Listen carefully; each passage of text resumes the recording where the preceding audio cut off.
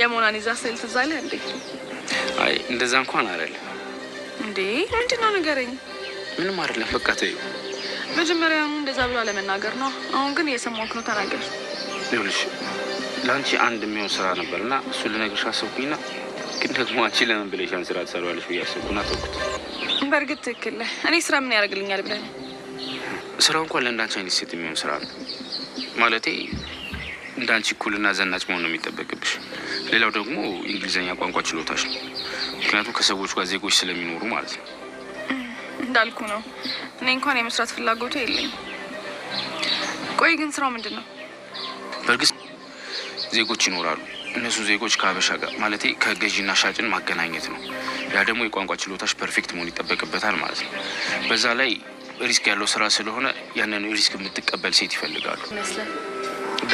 ደስ የሚል ይመስላል። ብቻ በጣም ደስ የሚል ስራ ነው እንጂ በዛ ላይ እንደዚህ በቀላሉ የሚገኝ ስራ አይደለም። እሺ ታዲያ በሳምንት ስንቴ ነው የሚፈልጉኝ? አሁን ባሉበት ሁኔታ በሳምንት አንዴ ነው። በስተ መጨረሻም እንግዲህ ደስ የሚልም ትንሽ ደግሞ የሚያሳዝንም ነገር ተፈጥሯል ማለት ነው። እሱ ምንድነው አቶ መስፍን የጽጌረዳ አባት ሆኖ ተገኝቷል። በጣም ነው የሚገርመው።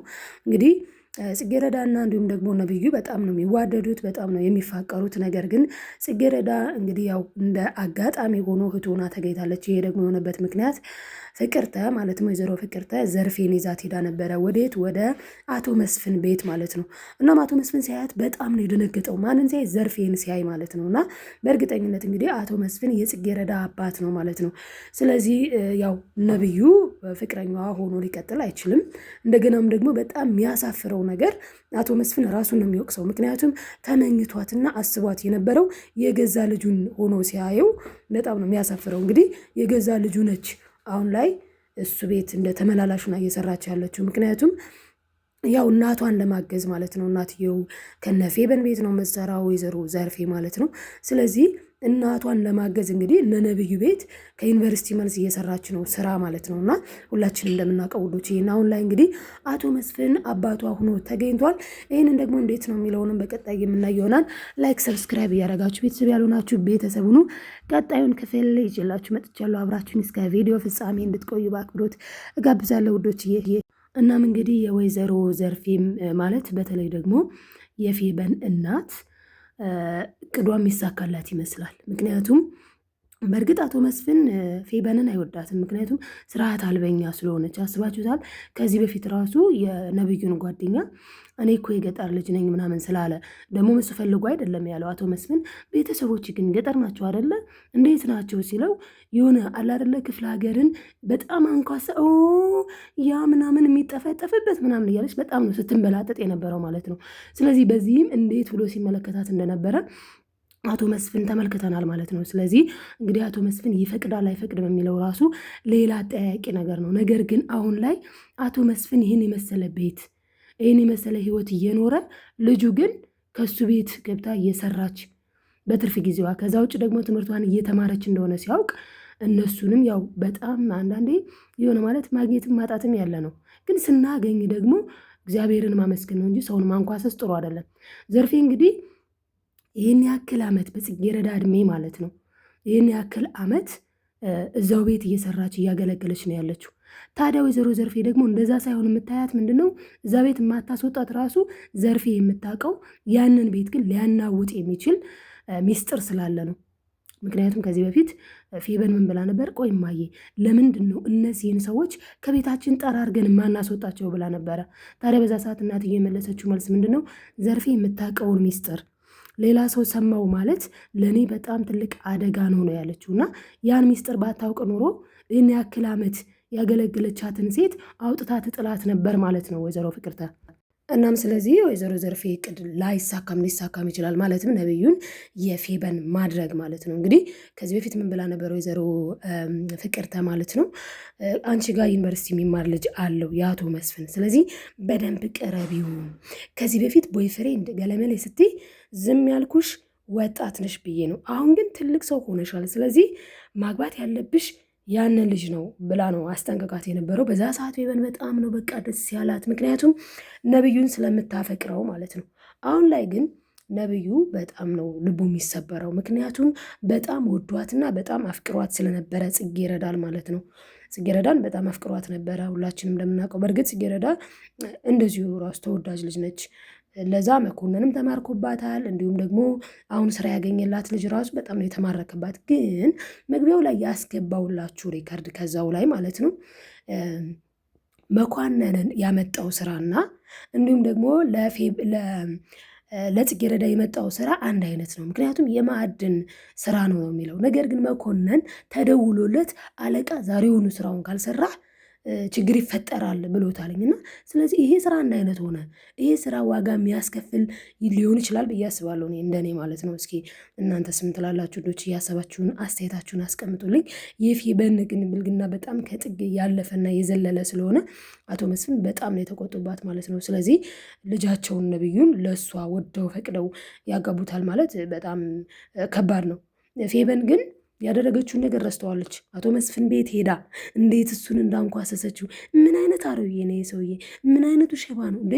እስኪ አሁን ታሞ ይህን ያክል ከለፈለፈ ጤነኛ ቢሆን ምን ሊሆን ነው እያለች ወሬያም ነው ለፍላፊ ነው ምንትሴ ነው ቅብርጥሴ ነው ስትል በጀሩ ሰምቷታል ማለት ነው። ማን? ነብዩ ማለት ነው። እናም እንግዲህ ዘርፌ አሁን ላይ ሚስጥሩ ሁሉ ይገለጥላታል። ምክንያቱም ወይዘሮ ፍቅርተና ልጇ ፌበን ማለት ነው በጽጌረዳ ላይ እያደረጉት የነበረው ነገር በእጅጉ በእውነቱ በጣም ያሳዝን ነው። ምክንያቱም እች ልጅ ባልዋለችበት ነው እያዋሏት የነበረው። ከወንድ ጋር ሄዳ ከወንድ ጋር ተጨማልቃ እንደዚህ አድርጋ እንደዚህ ፈጥራ፣ በተለይ ደግሞ ከዚህ በፊት የእርግዝና መመርመሪያ ክላሱ አግኝቼ ምናምን ብላ በጣም ጸያፍ ነገር ማለት ነው ወይዘሮ ፍቅር ታስትል የነበረው። ያው በኦፖዚቱ ነው ማለት ታውቃለች፣ ልጇ እንደዛ እንደምታደርግ ታውቃለች።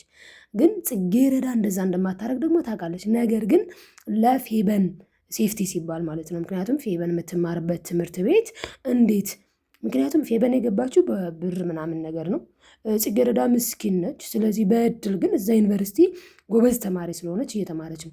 ስለዚህ ምን አለች ፌበን? እኔ ጋር እንድትማር አልፈልግም እቺ የሰራተኛ ምናምን ልጅ ብላ በቃ ማለት የቤት ሰራተኛ ስለሆነች እናቷ ብቻ ማለት በዛ ምክንያት ነው እንግዲህ እሷ እኔ ጋር መማር የለባትም፣ ስለዚህ ከዚህ ትምህርት ቤት እንድትወጣ መሆን አለባት ስትል አሁን ጭራሽ የባለ ሀብት ልጅ ሆና ከእሷም በላይ ሆና መታለች ማለት ነው። መቼም ከነነብዩና ከወይዘሮ ዘርፌ ከነነብዩና ከወይዘሮ ፍቅርተ የነነብዩ ሀብት ነው እንግዲህ እንደምናየው ማለት ነው። መቼስ ሁላችንም እንደምንመለከተው የነብዩ አባት ሞር ሪች ነው። አሁን ላይ ጽጌረዳ የእሱ ልጅ ሆነች ማለት ከፌበን ጋር እኩል ትሆናለች ማለት ነው።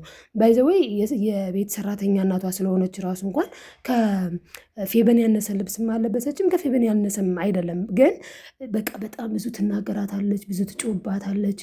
በቃ እሷ በመራቻት ነው መሄድ ያለባት። ከዚህ በፊት እንኳን ነብዩን የሆነ ነገር ተናግረሻል፣ ስለዚህ ሂደሽ እግሩ ስር ተንበርክከሽ ይቅርታ ጠይቂ ያለቻት። ሌላው ደግሞ እሱ አጭር ልብስ ለብሳ በሰው ፊት ለመሄድ የአጭሩ ነው የሚያምረው። ግን የነብዩ አባት ደግሞ ዋው ለልጄማ ሚስት መሆን ያለባት እች ነች ብሎ እንዲመርጣት መንገድ ላይ ነው እንግዲህ ልብሱን ግዴታ ነው ልብስሽን ትቀይረኛለች ብላ ያስገደደቻት። አሁን ላይ እሷ የነብዩት ስለሆነች ጽጌረዳ ማለት ነው ፍቅራቸው አይቀጥልም ኦፍኮርስ። ምክንያቱም መቼስ ወንድምናት አይጋቡት ነገር ግን ደግሞ በጣም በእጅጉ ይበቀላታል ማለት ነው። ምክንያቱም ነብዩ በጣም በቀለኛ ነው። ከዚህ በፊት ምንም እንኳን ትንሽ ነገር እኮ ነው በቃ ትዕቢት ደግሞ አንተን ይቅርታ አልልህም ምናምን ስላለች ጽጌረዳ ያስከፈላት ዋጋ ይህኑ ተብሎ የማይቆጠር ነው። በጣም ትልቁ ደግሞ በተለይ ዩኒቨርሲቲ ፈተና ደርሶባት እሱ ግን የመግቢያ አይዲዋን ነው ሰርቋት የነበረው። በዛ ሰዓት ያለቀሰችው ብቻ ብዙ ነው መከራ ያሳያት። ኢቨን እናቷ ራሱ በሌላ ወንድ ማለት በቃ በሌላ ሳይሆን ወንድ ጋር እንዳደረች አስመስሎ የእሷን ስልክ አንስቶ ከእናቷ ጋር እስከ ማጣላት ደርሷል። ይሄ በጣም ቂመኛ ነው። ማን? ነብዩ ማለት ነው። አሁን ላይ ደግሞ ነብዩ የጽጌረዳ ወንድም ሆነ ማለት ፌበን አለቀላት ማለት ነው። ስለዚህ እንግዲህ ፌበን ምን ሊወጣት ነው የሚለውንም በቀጣይ የምናይ ይሆናል። ታዲያ አሁን ላይ ዘርፌ ምንድን ነው የምትለው መስፍንን ስታይ? ምክንያቱም ህይወቷ የተበላሸው መስፍን ቤት ገብታ ስትሰራ መስፍን እንግዲህ ያው በተሳሳተ ብቻ በቃ ተፈጠረ ማለት ነው። እግዚአብሔር የፈቀደው ስለሆነ እችን የመሰለች ቆንጅዬ ልጅ ነች ጽጌረዳ። እናም ጽጌረዳ ተወልዳለች። ግን በምን ምክንያት ይሆን ማለት ከዛ ቤት የወጣችው አቶ መስፍን ጋር ስለትለያየ የቻለችው የነብዩ እናት ኑራ በዛ ምክንያት ነው ወይስ እንዴት ነው የሚለውን ደግሞ በቀጣይ የምናይ ይሆናል ማለት ነው ውዶችዬ። ላይክ፣ ሰብስክራይብ፣ ሼር ማድረጋችሁን አትርሱ። ለማዘዝ አይደለም ለማስታወስ ያክል ነው። ወዳችኋለሁ። ባይ ባይ ተወዳጆች።